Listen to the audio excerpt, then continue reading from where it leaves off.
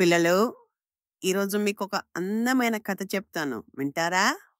ఇది ఒక 3 చేపల కథ. ఒక అందమైన సరస్సులో 3 చేపలుండేవి. ఆ 3 చేపలు 3 వివిధ స్వభావం కలిగినవి.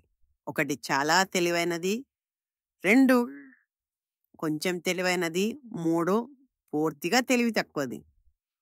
ఆ 3 చేపలు మంచి ఫ్రెండ్స్‌గా ఉంటూ చాలా హ్యాపీగా ఉండేవి. ఆ అందమైన సరస్సులో అటూ ఇటూ తిరుగుతూ చాలా సంతోషంగా జీవితం గడిపేవి.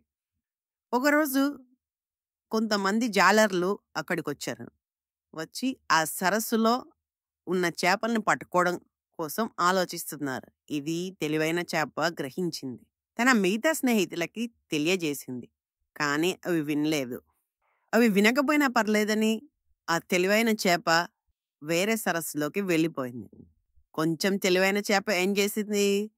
ఆ జాలర్లు పట్టుకునే సమయానికి చనిపోయిన చేపలా నటించింది.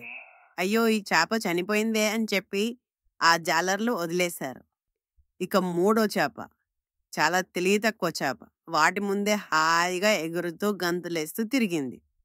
ఆ చేపను జాలర్లు పట్టుకున్నారు. చనిపోయినట్టు నటించడం వల్ల ఒక చేప బతికిపోయింది. ఇంకో చేప ముందుగానే వేరే సరస్సులోకి వెళ్ళిపోయింది. కానీ తెలివి తక్కువ చేప ఒకటి మాత్రం దొరికిపోయింది. సో దీన్ని బట్టి నీతి ఏమిటంటే, మనకు ప్రమాదం జరిగినప్పుడు, అపాయం ఎదురైనప్పుడు మనం చాలా తెలివిగా బయటపడాలి. ఈ 2 చేపల్లా. ఉంటాను. బాయ్.